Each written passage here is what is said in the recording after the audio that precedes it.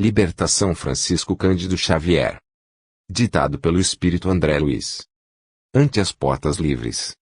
Ante as portas livres de acesso ao trabalho cristão e ao conhecimento salutar que André Luiz vai desvelando, recordamos prazerosamente a antiga lenda egípcia do peixinho vermelho. No centro de formoso jardim, havia grande lago, adornado de ladrilhos azul turquesa. Alimentado por diminuto canal de pedra, escoava suas águas, do outro lado, através de grade muito estreita. Nesse reduto acolhedor, vivia toda uma comunidade de peixes, a se refestelarem, médios e satisfeitos, em complicadas locas, frescas e sombrias.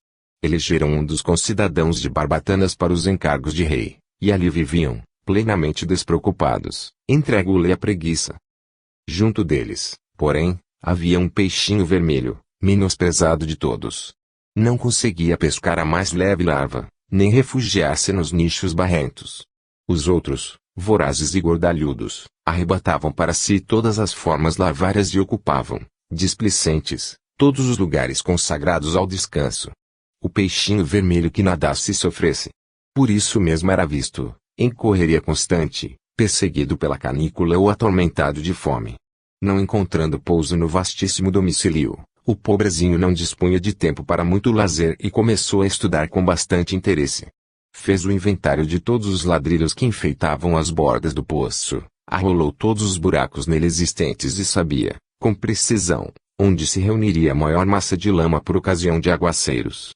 Depois de muito tempo, à custa de longas perquirições, encontrou a grade do escoadouro. À frente da imprevista oportunidade de aventura benéfica, refletiu consigo, não será melhor pesquisar a vida e conhecer outros rumos? Optou pela mudança. Apesar de macérrimo pela abstenção completa de qualquer conforto, perdeu várias escamas, com grande sofrimento, a fim de atravessar a passagem estreitíssima. Pronunciando votos renovadores, avançou, otimista, pelo reigo d'água, encantado com as novas paisagens, ricas de flores e sol que o defrontavam, e seguiu, embriagado de esperança. Em breve, alcançou grande rio e fez inúmeros conhecimentos. Encontrou peixes de muitas famílias diferentes, que com ele simpatizaram, instruindo quanto aos percalços da marcha e descortinando-lhe mais fácil roteiro. Embevecido, contemplou nas margens homens e animais, embarcações e pontes, palácios e veículos, cabanas e arvoredo. Habituado com o pouco, vivia com extrema simplicidade, jamais perdendo a leveza e a agilidade naturais. Conseguiu, desse modo, atingir o oceano, ébrio de novidade e sedento de estudo. De início, porém, fascinado pela paixão de observar, aproximou-se de uma baleia para quem toda a água do lago em que vivera não seria mais que diminuta ração. Impressionado com o espetáculo, abeirou-se dela mais que devia e foi tragado com os elementos que lhe constituíam a primeira refeição diária. Em apuros, o peixinho aflito orou ao Deus dos peixes, rogando proteção no bojo do monstro e, não obstante as trevas em que pedia salvamento, sua prece foi ouvida, porque o valente cetáceo começou a soluçar e vomitou, restituindo as correntes marinhas. O pequeno viajante, agradecido e feliz, procurou companhias simpáticas e aprendeu a evitar os gritos e tentações. Plenamente transformado em suas concepções do mundo, passou a reparar as infinitas riquezas da vida. Encontrou plantas luminosas, animais estranhos, estrelas móveis e flores diferentes no seio das águas. Sobretudo, descobriu a existência de muitos peixinhos, estudiosos e delgados tanto quanto ele, junto dos quais se sentia maravilhosamente feliz. Vivia, agora, sorridente e calmo, no palácio de coral que elegera, com centenas de amigos, para a residência ditosa, quando, ao se referir ao seu começo laborioso, veio a saber que somente no mar as criaturas aquáticas dispunham de mais sólida garantia, de vez que, quando este se fizesse mais arrasador, as águas de outra altitude continuariam a correr para o oceano. O peixinho pensou, e sentindo imensa compaixão daqueles com quem convivera na infância, deliberou consagrar-se à obra do progresso e salvação deles. Não seria justo regressar e anunciar-lhes a verdade? Não seria nobre ampará-los, prestando-lhes a tempo valiosas informações? Não hesitou. Fortalecido pela generosidade de irmãos benfeitores que com ele viviam no palácio de coral, empreendeu comprida viagem de volta. Tornou ao rio, Do rio dirigiu-se aos regatos e dos regatos se encaminhou para os canaizinhos que o conduziram ao primitivo lar. Esbelto e satisfeito como sempre, pela vida de estudo e serviço a que se devotava, varou a grade e procurou, ansiosamente, os velhos companheiros. Estimulado pela proeza de amor que efetuava, supôs que o seu regresso causasse surpresa e entusiasmo gerais. Certo, a coletividade inteira lhe celebraria o feito, mas depressa verificou que ninguém se mexia. Todos os peixes continuavam pesados e ociosos, repimpados nos mesmos ninhos lodecentos, protegidos por flores de lótus, de onde saiam apenas para disputar larvas, moscas ou minhocas desprezíveis. Gritou que voltara a casa, mas não houve quem lhe prestasse atenção, porquanto ninguém, ali, havia dado pela ausência dele. Ridiculizado, procurou, então, o rei de gueuras enormes e comunicou-lhe a reveladora aventura. O soberano, algo entorpecido pela mania de grandeza, reuniu o povo e permitiu que o mensageiro se explicasse. O benfeitor desprezado, valendo-se do ensejo, esclareceu, com ênfase, que havia outro mundo líquido, glorioso e sem fim. Aquele poço era uma insignificância que podia desaparecer, de momento para outro. Além do escoadouro próximo desdobravam-se outra vida e outra experiência.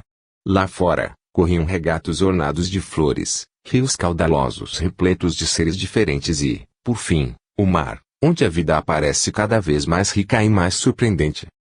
Descreveu o serviço de tainhas e salmões, de trutas e esqualos. Deu notícias do peixe-lua, do peixe-coelho e do galo do mar. Contou que vira o céu repleto de astros sublimes e que descobrira árvores gigantescas, barcos imensos, cidades praeiras, monstros temíveis, jardins submersos, estrelas do oceano e ofereceu-se para conduzi-los ao palácio de coral, onde viveriam todos, prósperos e tranquilos. Finalmente os informou de que semelhante felicidade, porém, tinha igualmente seu preço. Deveriam todos emagrecer, convenientemente, abstendo-se de devorar tanta larva e tanto verme nas loucas escuras e aprendendo a trabalhar e estudar tanto quanto era necessário à venturosa jornada. Assim que terminou, gargalhadas estridentes coroaram-lhe a preleção. Ninguém acreditou nele. Alguns oradores tomaram a palavra e afirmaram, solenes, que o peixinho vermelho delirava, que outra vida além do poço era francamente impossível, que aquela história de riachos, rios e oceanos era mera fantasia de cérebro de mente e alguns chegaram a declarar que falavam em nome do Deus dos peixes, que trazia os olhos voltados para eles unicamente. O soberano da comunidade, para melhor ironizar o peixinho, dirigiu-se em companhia dele até a grade de escoamento e, tentando, de longe, a travessia, exclamou, borbulhante, não vês que não cabe aqui nenhuma só de minhas barbatanas? Grande tolo! Vai-te daqui! Não nos perturbes o bem-estar. Nosso lago é o centro do universo. Ninguém possui vida igual à nossa. Expulso a golpes de sarcasmo, o peixinho realizou a viagem de retorno e instalou-se, em definitivo, no palácio de coral, aguardando o tempo. Depois de alguns anos, apareceu pavorosa e devastadora seca. As águas desceram de nível.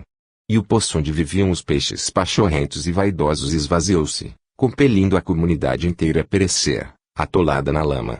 O esforço de André Luiz, buscando acender luz nas trevas, é semelhante à missão do peixinho vermelho.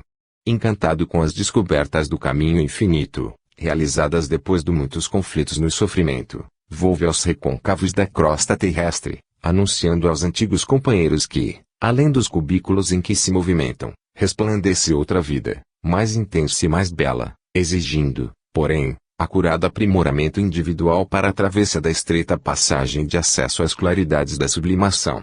Fala, informa, prepara, esclarece. Há, contudo, muitos peixes humanos que sorriem e passam, entre a mordacidade e a indiferença, procurando locas passageiras ou pleiteando larvas temporárias. Esperam um paraíso gratuito com milagrosos deslumbramentos depois da morte do corpo. Mas, sem André Luiz e sem nós, humildes servidores de boa vontade, para todos os caminheiros da vida humana pronunciou o pastor divino as indeléveis palavras, a cada um será dado de acordo com as suas obras. Emanuel Pedro Leopoldo, 22 de fevereiro de 1949. 1. Ouvindo elucidações. No vasto salão do educandário que nos reunia, o ministro Flacos, Fixando em nós o olhar saturado de doce magnetismo, convidava-nos a preciosas meditações. Congregamo-nos, ali, somente algumas dezenas de companheiros, de modo a registrar-lhe as instruções edificantes. E, sem dúvida, a preleção revestia-se de profundo interesse. Podíamos perguntar à vontade, dentro do assunto, e guardar todas as informações compatíveis com o novo trabalho que nos cumpria desempenhar. Até então, ouvira comentários alusivos a colônias purgatoriais, perfeitamente organizadas para o trabalho expiatório a que se destinam, arrebanhando milhares de criaturas arragadas no mal. Entretanto, agora, o instrutor Gúbio, que se mantinha silencioso, em nossa companhia, concederá-nos permissão de acompanhá-lo ao enorme centro dessa espécie. Interessados na palavra fluente e primorosa do orador, seguíamos o curso das elucidações com justificável expectação de aluno que não deseja perder um tio do ensinamento, observando que a serenidade e a atenção transpareciam no rosto de todos os aprendizes, considerando-se que todos, no recinto, éramos candidatos ao serviço de socorro aos irmãos ignorantes, atormentados nas sombras. Senhoreando-nos o espírito, o ministro prosseguia, satisfeito, os superiores que se disponham a trabalhar em benefício dos inferiores, em ação persistente e substancial, não lhes podem utilizar as armas, sob pena de se precipitarem no baixo nível deles. A severidade pertencerá ao que instrui, mas o amor é o companheiro daquele que serve. Sabemos que a educação, na maioria das vezes, parte da periferia para o centro, contudo, a renovação, traduzindo o aperfeiçoamento real, movimenta-se em sentido inverso. Ambos os impulsos, todavia, são alimentados e controlados pelos poderes quase desconhecidos da mente. O espírito humano lida com a força mental, tanto quanto maneja a eletricidade, com a diferença, porém, de que se já aprende a gastar a segunda, no transformismo incessante da Terra, mal conhece a existência da primeira, que nos preside a todos os atos da vida. A rigor, portanto, não temos círculos infernais, de acordo com os figurinos da antiga teologia, onde se mostram indefinidamente gênios satânicos de todas as épocas e, sim, esferas obscuras em que se agregam consciências embotadas na ignorância, cristalizadas no ócio reprovável ou confundidas no eclipse temporário da razão. Desesperadas e insubmissas, criam zonas de tormentos reparadores. Semelhantes criaturas, no entanto, não se regeneram à força de palavras. Necessitam de amparo eficiente que lhes modifique o tom vibratório, elevando-lhes o modo de sentir e pensar. Eminentes pensadores do mundo traçam diretrizes à salvação das almas, mas somos de parecer que possuímos suficiente número de roteiros nesse sentido, em todos os setores do conhecimento terrestre. Reclamamos, na atualidade, quem ajude o pensamento do homem na direção do alto. Empreender o tentame, incentivando-se tão somente os valores culturais, seria consagrar a tecnocracia, que procura a simples mecanização da vida, destruindo-lhe as sementes gloriosas de improvisação, de infinito e de eternidade. Grandes políticos e veneráveis condutores nunca se ausentaram do mundo. Passam pela multidão, sacudindo-a ou arregimentando-a. É forçoso reconhecer, porém, que a organização humana, por si só, não atende às exigências do ser imperecível.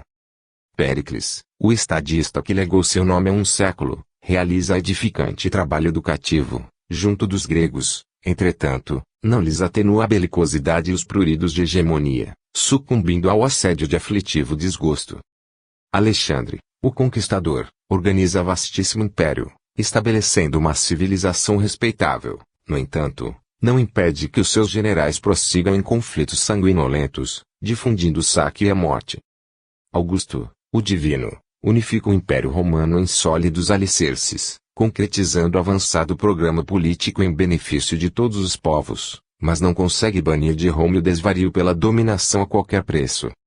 Constantino, o Grande, advogado dos cristãos indefesos, oferece novo padrão de vida ao planeta, contudo, não modifica as disposições detestáveis de quantos guerreavam em nome de Deus. Napoleão, o ditador, impõe novos métodos de progresso material, em toda a terra, mas não se furta, ele próprio, às garras da tirania, pela simples ganância da posse. Pasteur, o cientista, defende a saúde do corpo humano, devotando-se, abnegado, ao combate silencioso contra a selva microbiana, todavia, não pode evitar que seus contemporâneos se destruam reciprocamente em disputas incompreensíveis e cruéis. Permanecemos diante de um mundo civilizado na superfície, que reclama não só a presença daqueles que ensinam o bem, mas principalmente daqueles que o praticam. Sobre os mananciais da cultura, nos vales da terra, é imprescindível que desçam as torrentes da compaixão do céu, através dos montes do amor e da renúncia. Cristo não brilha apenas pelo ensino sublimado. Resplandece na demonstração. Em companhia dele, é indispensável mantenhamos a coragem de amparar e salvar, descendo aos recessos do abismo. Não longe de nossa paz relativa, em círculos escuros de desencanto e desesperação, misturam-se milhões de seres, conclamando comiseração.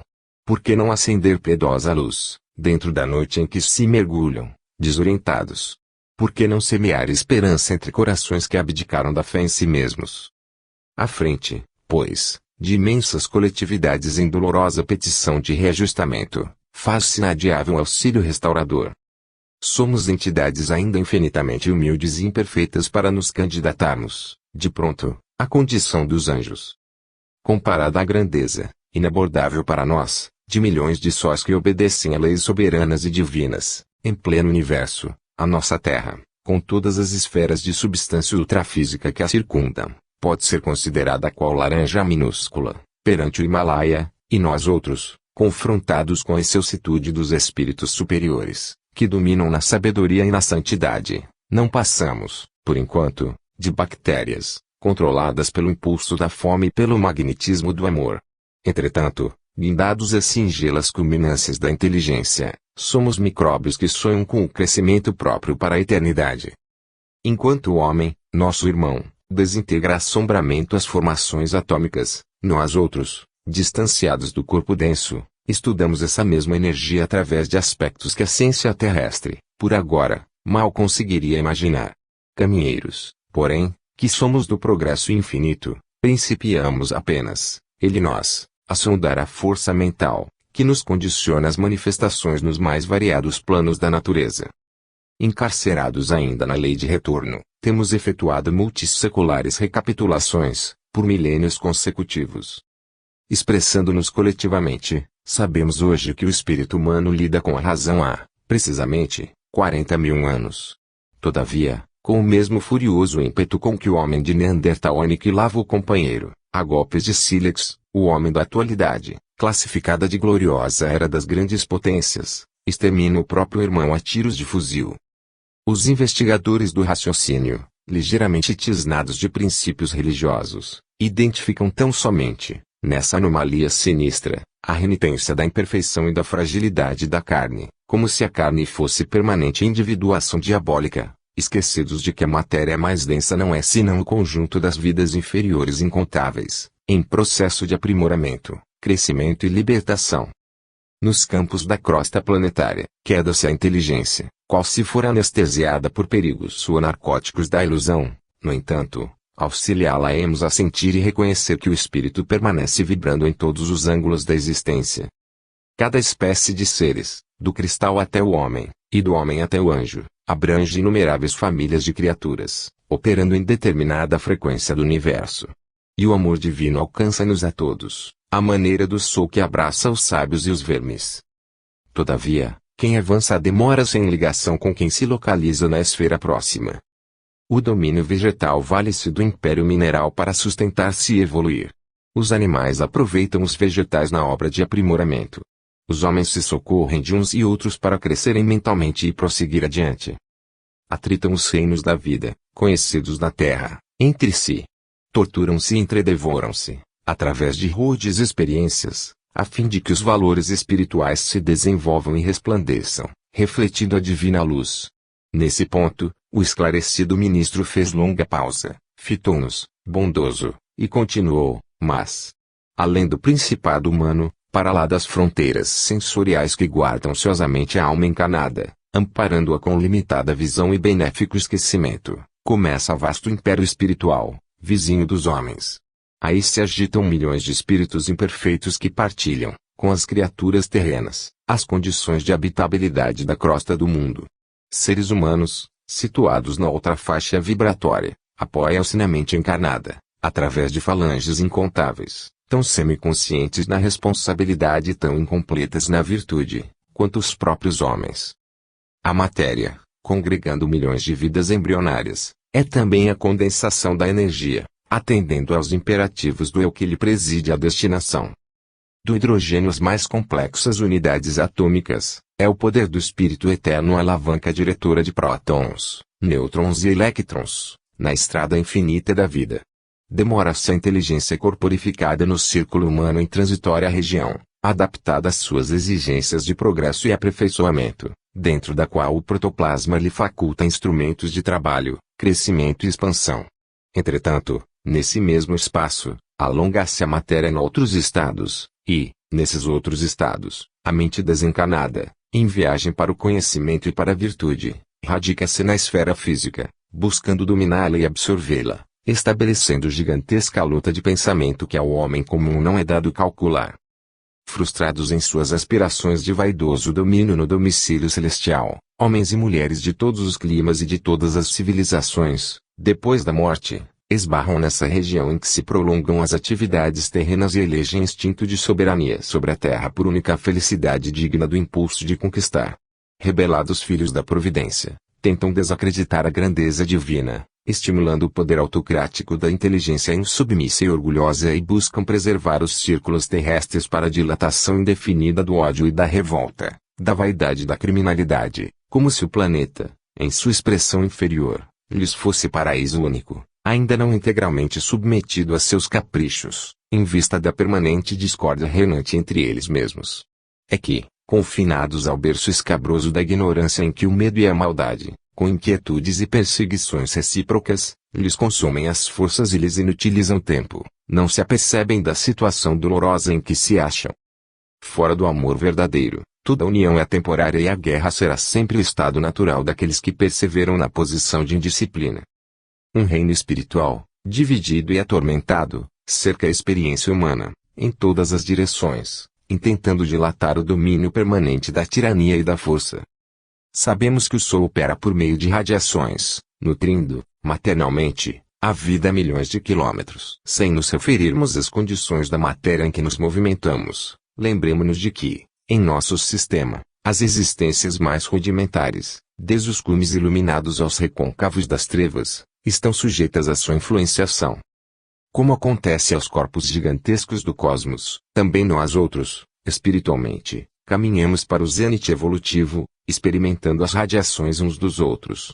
Nesse processo multiforme de intercâmbio, atração, imantação e repulsão, aperfeiçoam-se mundos e almas, na comunidade universal. Dentro de semelhante realidade, toda a nossa atividade terrestre se desdobra num campo de influências que nem mesmo nós, os aprendizes humanos em círculos mais altos, poderíamos, por enquanto, determinar. Incapacitados de prosseguir além do túmulo, a caminho do céu que não souberam conquistar, os filhos do desespero organizam-se em vastas colônias de ódio e miséria moral, disputando, entre si, a dominação da terra.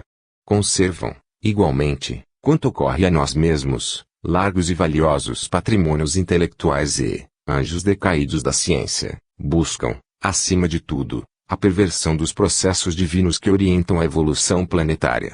Mentes cristalizadas na rebeldia, tentam solapar, em vão, a sabedoria eterna, criando quistos de vida inferior, na organização terrestre, entrincheiradas nas paixões escuras que lhes vergastam as consciências. Conhecem inumeráveis recursos de perturbar e ferir, obscurecer e aniquilar. Escravizam o serviço benéfico da reencarnação em grandes setores expiatórios e dispõem de agentes da discórdia contra todas as manifestações dos sublimes propósitos que o Senhor nos traçou às ações. Os homens terrenos que, semi-libertos do corpo, lhes conseguiram identificar, de algum modo, a existência, recuaram, tímidos e espavoridos, espalhando entre os contemporâneos as noções de um inferno punitivo e infindável, encravado em tenebrosas regiões além da morte. A mente infantil da terra, embalada pela ternura paternal da providência, através da teologia comum, nunca pôde aprender, mais intensivamente, a realidade espiritual que nos governa os destinos. Raros compreendem na morte simples modificação de envoltório, e escasso número de pessoas, ainda mesmo em se tratando dos religiosos mais avançados, guardaram a prudência de viver, no vaso físico, de conformidade com os princípios superiores que esposaram. Somos defrontados, agora, pela necessidade da proclamação de verdades velhas para os velhos ouvidos e novas para os ouvidos novos da inteligência juvenil situada no mundo. O homem, herdeiro presuntivo da coroa celeste, é o condutor do próprio homem, dentro de enormes extensões do caminho evolutivo. Entre aquele que já se acerca do anjo e o selvagem que ainda se limita com o irracional, existem milhares de posições, ocupadas pelo raciocínio e pelo sentimento dos mais variados matizes. E, se há uma corrente, brilhante e maravilhosa, de criaturas encarnadas e desencarnadas que se dirigem para o monte da sublimação, desferindo o glorioso cântico de trabalho, imortalidade, beleza e esperança, exaltando a vida, outra corrente existe, escura e infeliz, nas mesmas condições, interessada em descer aos recôncavos das trevas, lançando perturbação, desânimo, desordem e sombra, consagrando a morte. Espíritos incompletos que somos ainda, aderimos aos movimentos que lhes dizem respeito e colhemos os benefícios da ascensão e da vitória ou os prejuízos da decidida derrota, controlados pelas inteligências mais vigorosas que a nossa e que seguem conosco, lado a lado, na zona progressiva ou deprimente, em que nos colocamos. O inferno, por isto mesmo, é um problema de direção espiritual. Satã é a inteligência perversa, o mal é o desperdício do tempo ou o emprego da energia em sentido contrário aos propósitos do Senhor. O sofrimento é reparação ou ensinamento renovador. As almas decaídas, contudo, quaisquer que sejam, não constituem uma raça espiritual sentenciada irremediavelmente ao satanismo, integrando, tão somente, a coletividade das criaturas humanas desencarnadas, em posição de absoluta insensatez. Misturam-se à multidão terrestre, exercem atuação singular sobre inúmeros lares e administrações e o interesse fundamental das mais poderosas inteligências, dentre elas, é a conservação do mundo ofuscado e distraído, a força da ignorância defendida e do egoísmo recalcado, adiando-se o reino de Deus, entre os homens, indefinidamente. De milênios a milênios, a região em que respiram padece extremas alterações, qual acontece ao campo provisoriamente ocupado pelos povos conhecidos. A matéria que lhes estrutura a residência sofre tremendas modificações e precioso trabalho seletivo se opera na transformação natural, dentro dos moldes do infinito bem. Entretanto, embora de fileiras compactas incessantemente substituídas, persistem por séculos sucessivos, acompanhando o curso das civilizações e seguindo-lhes os esplendores e experiências, aflições e derrotas. Fazendo-se nova pausa do ministro, que me pareceu oportuna e intencional, uma companheira interferiu, indagando. Grande benfeitor, reconhecemos a veracidade de vossas afirmativas, todavia, por que não suprime o Senhor compassivo e sábio tão pavoroso quadro? O esclarecido mentor fixou um gesto de condescendência e respondeu, não será o mesmo que interrogar pela tardança de nossa própria adesão ao reino divino. Sente-se o meu amigo suficientemente iluminado para negar o lado sombrio da própria individualidade? Libertou-se de todas as tentações que fluem dos escaninhos misteriosos da luta interna?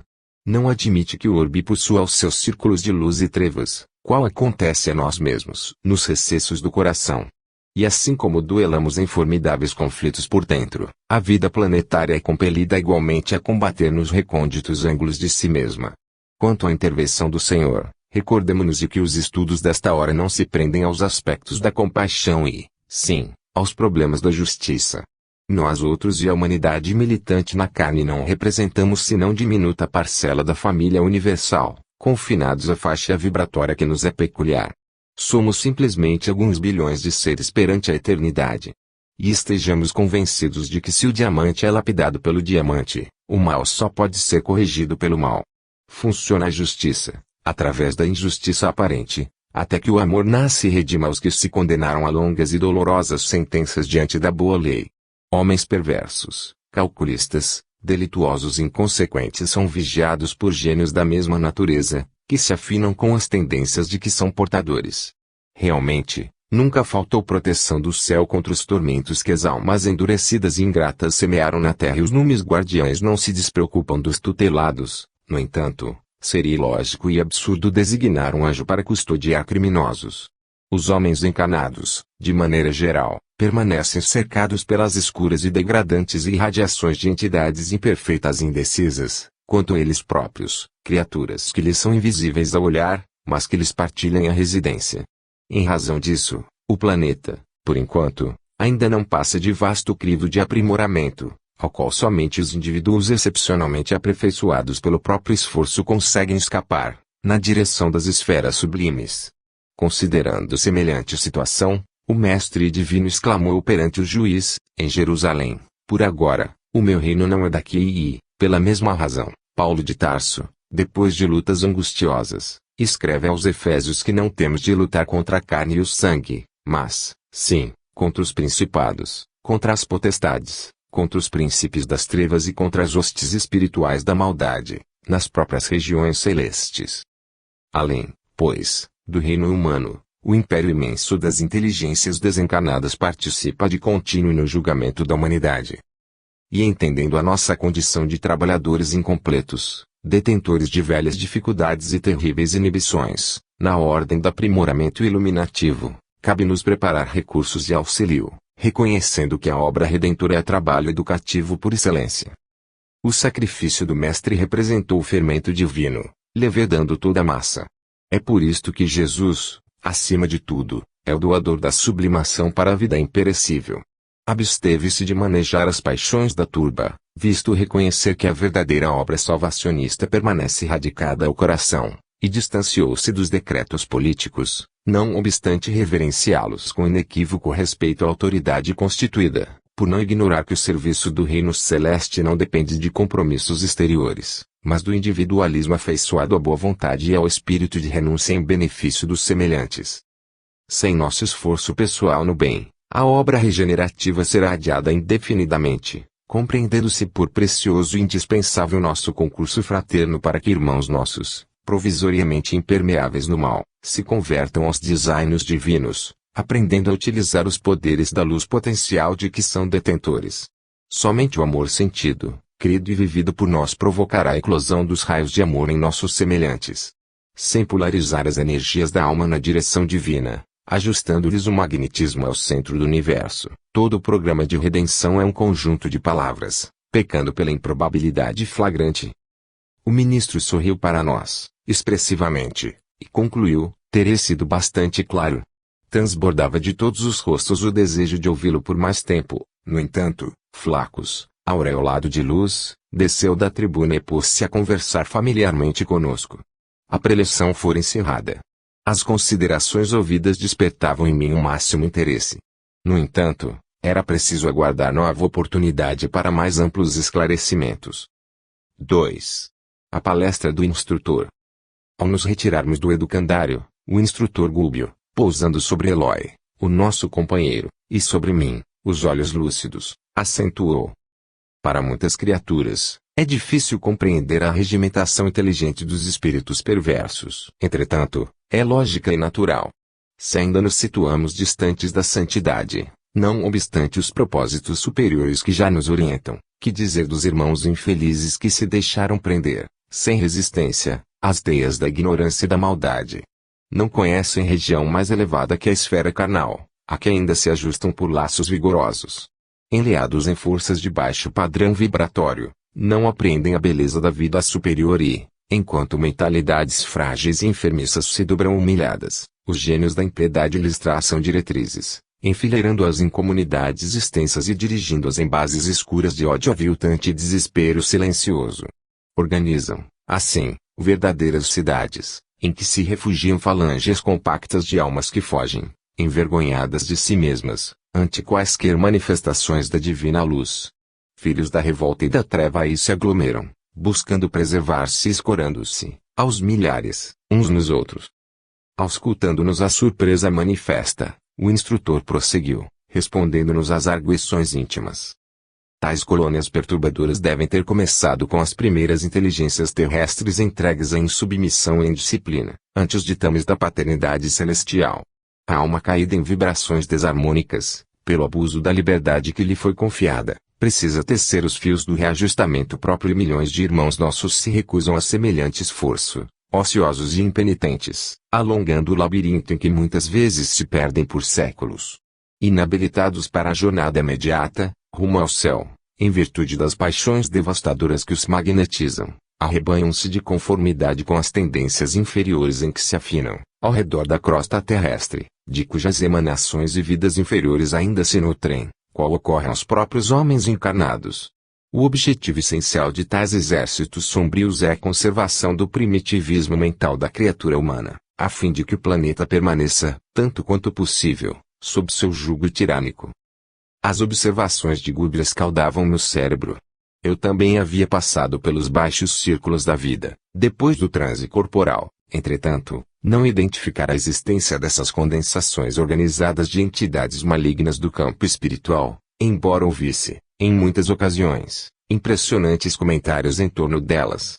Efetivamente, não conseguia, por ruim mesmo, exumar todas as recordações do angustiado período que a porta do túmulo me oferecera. Vira-me perseguido, através de longos pântanos. Errara, aflitivamente, dias e noites que me pareceram sem fim, atormentado e desditoso. Todavia, custava-me crer que as atividades maléficas gozassem de organismo diretor. Por isso mesmo, de mente agora centralizada nos propósitos do bem, aventurei uma indagação. Com que fim, perguntei, essas legiões retardadas se mancomunam, além da morte, se despidas da vestimenta grosseira de carne devem saber, mais que nunca, que se empenham em combates inúteis. Não se sentem, porventura, transportadas ao plano do esclarecimento puro, quanto à posição que lhes diz respeito. Não se cercam presentemente de mais sublimes revelações da natureza. Não lhes quadrariam, mais justos, o trabalho edificante e o estudo nobre, na elevada aspiração de galgar a sabedoria santificante, estrada acima. Por que motivo se aglomeram, assim, através de ajuntamentos desprezíveis e diabólicos? Fácil de entender-se a jornada evolutiva do homem, depois do sepulcro, mas o estacionamento deliberado, na crueldade e no ódio, além da morte, dá para confundir a mente de qualquer. O orientador sorriu, maneiroso, e considerou, reportamo-nos a espíritos perfeitamente humanos, não obstante desencarnados, e tais perguntas, André, poderiam ser formuladas, mesmo na crosta da Terra. Por que razão, nós mesmos, antes de acordar a consciência para a revelação divina, nos precipitávamos nas linhas inferiores, todos os dias, contrariando espetacularmente a lei? À frente dos olhos, contávamos com um bendito dilúvio de claridade solar, jorrando incessante do espaço infinito. Sabíamos que a existência do corpo correria rápida, que seríamos defrontados pela morte comum a todos, que regressaríamos do mundo carnal pela mesma porta misteriosa, através da qual penetráramos nele. No entanto, quantas vezes teremos menoscabado a sabedoria excelsa, com atitudes de criminosa indiferença? Ante as sugestões do plano divino que te povoam, agora, o pensamento, lembras-te de algum tempo passado em que tivesses cogitado sinceramente da própria sublimação? Se desenterrarmos o pretérito, meu caro, encontraremos lamentáveis reminiscências. Não nos compete parar ou desanimar, à maneira do tronco frágil, é imperioso crescer, subir, por alcançar o oxigênio de cima, e, apesar de algemados ao que fomos, à semelhança da árvore humilde presa aos resíduos do complicado envoltório que lhe encerrava a semente, reclamamos ascensão, ar puro e largueza de condições para produzirmos o bem que o Senhor espera de nós. A argumentação de Gubbel era bela e sugestiva. Entretanto, eu sentia dificuldades para aceitar a ideia de purgatórios e infernos dirigidos. Concordo com as elucidações, exclamei reverente traço, mas é quase incrível tanta ignorância, além do corpo que nos conserva em ilusão. A sepultura abre-nos a todos um caminho novo. É razoável que a mente perturbada sofra amarguras de reajustamento até que se restaure, todavia, apropriar-se um espírito desencarnado de certos setores do caminho, como se fora deles senhor absoluto para perpetuar sua tirania, é a observação que me escapava. Sim, tornou o orientador, convincente traço, para quem refletiu sobre o assunto, durante muito tempo, em sentido contrário à realidade. O apontamento surpreende bastante, todavia, não veja obstáculos à apreensão do ensinamento. Reconheçamos, por exemplo, que o homem comum já atravessou, desde milênios, a estação evolutiva em que se demora o irracional e, em várias ocasiões, revela comportamento de nível inferior ao dele. Imprimindo grave em torno a voz agradável e fraternal, acrescentou, notemos que nós mesmos, os desencarnados, nos movemos num campo de matéria que se caracteriza por densidade específica, embora rarefeita, quando confrontada com as antigas formas físicas, e nossa mente, em qualquer parte, na crosta ou aqui onde nos achamos, é um centro psíquico de atração e repulsão. O espírito encarnado respira numa zona de vibrações mais lentas, enfaixado num veículo constituído de trilhões de células que são outras tantas vidas microscópicas inferiores. Cada vida, porém, por mais insignificante, possui expressão magnética especial. A vontade, não obstante condicionada por leis cósmicas e morais, inclinará a comunidade dos corpúsculos vivos que permanecem a seu serviço por tempo limitado, à maneira do eletricista que liga as forças da usina para atividades num chakra ou para serviços numa torre. Sendo cada um de nós uma força inteligente, detendo faculdades criadoras e atuando no universo, estaremos sempre engendrando agentes psicológicos, através da energia mental, exteriorizando o pensamento e com ele improvisando causas possíveis, cujos efeitos podem ser próximos ou remotos sobre o ponto de origem. Abstendo-nos de mobilizar a vontade, seremos invariáveis joguetes das circunstâncias predominantes, no ambiente que nos rodeia. Contudo, tão logo deliberemos manobrá-la, é indispensável resolvamos o problema de direção, porquanto nossos estados pessoais nos refletirão a escolha íntima. Existem princípios, forças e leis no universo minúsculo, tanto quanto no universo macrocósmico. Dirija um homem a sua vontade para a ideia de doença e a moléstia lhe responderá o apelo, com todas as características dos moldes estruturados pelo pensamento enfermiço, porque a sugestão mental positiva determina a sintonia e receptividade da região orgânica, em conexão com o impulso havido, e as entidades microbianas, que vivem e se reproduzem no campo mental das milhões de pessoas que as entretêm, acorrerão em massa, absorvidas pelas células que as atraem, em obediência às ordens interiores, reiteradamente recebidas, formando no corpo a enfermidade idealizada.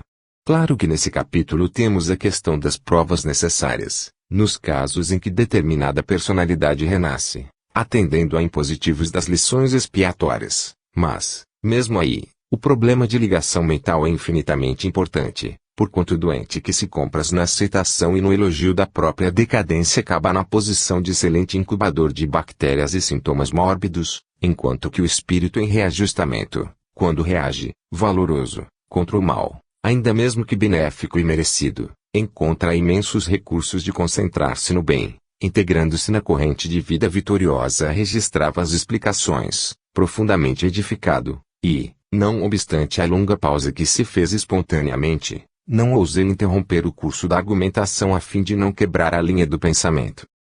Prestimoso e divino, Gubbio continuou, nossa mente é uma entidade colocada entre forças inferiores e superiores, com objetivos de aperfeiçoamento. Nosso organismo perispiritual, fruto sublime da evolução, quanto ocorre ao corpo físico na esfera da crosta, pode ser comparado aos polos de um aparelho magnetoelétrico. O espírito encarnado sofre a influenciação inferior, através das regiões em que se situam o sexo e o estômago, e recebe os estímulos superiores, ainda mesmo procedentes de almas não sublimadas, através do coração e do cérebro. Quando a criatura busca manejar a própria vontade, escolhe a companhia que prefere e lança-se ao caminho que deseja. Se não escasseiam milhões de influxos primitivistas, constrangendo-nos, mesmo aquém das formas terrestres a entreter emoções e desejos, em baixos círculos, e armando-nos quedas momentâneas em abismos do sentimento destrutivo, pelos quais já peregrinamos há muitos séculos, não nos faltam milhões de apelos santificantes, convidando-nos à ascensão para a gloriosa imortalidade. O instrutor, fitando em nós o olhar percussiente e calmo, ponderou, entenderam, agora, como é compreensível a opção de certos espíritos pela casa escura do crime, depois do túmulo, qual ocorre a milhões de entidades encarnadas que, em plena harmonia com a natureza terrestre, estimam viver no domicílio da enfermidade. Atitudes mentais enraizadas não se modificam facilmente. O rei que governa milhares, o condutor que se acostumou a traçar férreas diretrizes, o homem que se habituou a dobrar caracteres alheios, quando não dispõe de princípios santificantes, no terreno idealístico, para se alimentarem intimamente na tarefa ao que se consagram, não se transformam em servidores humildes de um momento para outro, só porque se desfizeram da carga de células materiais. Quando não se recomendam aos precipícios da loucura, no eclipse total da razão por tempo indeterminável, em vista dos desvarios na intelectualidade e no poder, são conservados e respeitados na obra evolutiva do mundo, pelas qualidades apreciáveis e dignas que já conquistaram, embora as paixões violentas que lhes assinalam a vida íntima, e são utilizados então por gênios superiores, nos serviços de aprimoramento planetário, em que vigiam e reajustam os mais fracos, sendo vigiados e reajustados pelos mais fortes, convertendo-se, gradual e imperceptivelmente, ao supremo bem, aceitando o plano divino em cuja execução passam a colaborar com fidelidade e valor. Em tal posição, auxiliam e são auxiliados, dão e recebem, impulsionam o progresso e progridem em seu turno. Impôs ligeira pausa às elucidações e, em seguida, prosseguiu no outro rumo. Semelhante realidade obriga-nos a meditar na extensão do serviço espiritual em todos os ângulos evolutivos. Educação para a eternidade não se circunscreve à ilustração superficial de que um homem comum se reveste, sentando-se, por alguns anos, num banco de universidade, é obra de paciência nos séculos. Se árvores existem assinaladas por centenas de anos, dentro das finalidades a que se destinam, que dizer dos milênios reclamados por uma individualidade, no capítulo da própria sublimação. Não podemos olvidar, desse modo, o amor que devemos aos ignorantes, aos fracos, aos infelizes. Imprescindível se torna caminhar nos passos daqueles que igualmente, um dia, nos estenderam compassivas mãos. O argumento era demasiado edificante para que interferíssemos com indagações novas. O orientador percebeu a oportunidade do esclarecimento e continuou: os átomos que integram a hóstia de um templo, são, no fundo, iguais àqueles que formam o pão pobre de uma penitenciária. Assim, toda a matéria em si mesma, passiva e plástica, e análoga nas mãos das entidades sábias ou ignorantes, amorosas ou brutalizadas, no estado de condensação conhecido na crosta planetária, e além dele. Em razão disso, são compreensíveis as transitórias construções levantadas em nosso plano por criaturas desviadas do bem. Para quem anestesiou as faculdades no prazer fugitivo, a separação da carne geralmente constitui acesso a doloroso estágio de incompreensão. E considerando que a maioria das criaturas humanas persegue as sensações do corpo físico, qual se as atrações genésicas e o desvairado apego aos bens provisórios dos círculos mais baixos encerrassem toda a felicidade do mundo, a colheita de personalidades desequilibradas é sempre inquietante, conservando quase inalteradas as fileiras escuras dos insensatos cultivadores da satisfação egoística a qualquer preço. Loucos perigosos, por voluntários, dirigidos por inteligências soberanas, especializadas em dominação, constituem hordas terríveis que, a bem dizer, vigiam as saídas das esferas inferiores em todas as direções. E por que permite Deus semelhante irregularidade? Inquiriu Eloy, sob visível consternação. Não bastaria a ligeira ordem do Eterno para sanar a desarmonia? Gúbio, prestativo, não se fez esperado na resposta. Sorrindo, Franco, aduziu com interesse: não será o mesmo que perguntar o motivo pelo qual o Senhor nos esperou até ontem. Acreditaremos em paraísos miraculosos. Não sabemos, porventura, que cada homem se sentará no trono que levantou ou se projetará ao fundo do abismo que preferiu. Além disto, é necessário reconhecer que se o lapidário aprimora a pedra, usando lima resistente, o Senhor do Universo aperfeiçoa o caráter dos filhos transviados de sua casa, usando corações endurecidos, temporariamente afastados de sua obra. Nem sempre o melhor juiz pode ser o homem mais doce. Qualidades morais e virtudes excelsas não são meras fórmulas verbalistas. São forças vivas. Sem a posse delas, é impraticável a ascensão do espírito humano. Personalidades vulgares apegam-se à salvaguarda de recursos exteriores e neles centralizam os sentimentos mais nobres, prendendo-se a fantasias inúteis. Encarcera-se-lhes, então, a mente na insegurança, na fragilidade, no pavor. O choque da morte imprime-lhes tremendos conflitos à organização perispirítica, veículo destinado às suas próprias manifestações no círculo novo de matéria diferente a que foram arrebatadas, e, após perderem abençoados anos no campo didático da esfera carnal, enredadas em conflitos deploráveis, erram aflitas, exânimes e revoltadas, ajustando o seu primeiro grupo de entidades viciosas que lhes garantam continuidade de aventura em fictícios prazeres. Formam associações enormes e compactas, com base nas emanações da crosta do mundo, onde milhões de homens e mulheres lhes sustentam as exigências mais baixas, fazem vida coletiva provisória à força de sugarem as energias da residência dos irmãos encanados, qual se fossem extensa colônia de criminosos, vivendo a expensas de generoso rebanho bovino. Importa ponderar, contudo, que o homem explora a vaca, menos consciente e incapaz de ser julgada por delito de conivência, ao passo que, na esfera humana, o quadro apresenta outro aspecto. A criatura racional não se cimirá à responsabilidade. Se o perseguidor invisível aos olhos terrestres erige agrupamentos para culto sistemático à revolta e ao egoísmo, o homem encanado, senhor de valiosos patrimônios de conhecimento santificante, garante-lhe a obra nefasta pela fuga constante às obrigações divinas de cooperador de Deus, no plano de serviço em que se localiza, alimentando ruinosa aliança. Um e outro, por isto, partilhando os resultados da indiferença destrutível da ação condenável, atritam e se vasculham reciprocamente, tais quais feras que se entredevoram na floresta da vida. Obsidiam-se, mutuamente, quando nos atilhos educativos da carne ou na ausência deles. Atravessam séculos, assim, jungidos um ao outro, presos a lamentáveis ilusões e propósitos sinistros, com extremas perturbações para si mesmos, já que a herança celestial se faz naturalmente vedada a todos aqueles que menosprezam em si próprios as sementes divinas. Há milhões de almas humanas que se não afastaram, ainda, da crosta terrestre, há mais de 10.000 anos. Morrem no corpo denso e renascem nele, qual acontece às árvores que brotam sempre, profundamente arraigadas no solo. Recapitulam, individual e coletivamente, lições multimilenárias, sem atinarem com os dons celestiais de que são herdeiras, afastadas deliberadamente do santuário de si mesmas, no terreno movediço da egolatria inconsequente, agitando-se, de quando em guerras arrasadoras que atingem os dois planos, no impulso mal dirigido de libertação, através de crises inomináveis de fúria e sofrimento. Destroem, então, o que construíram laboriosamente e modificam processos de vida exterior, transferindo-se de civilização.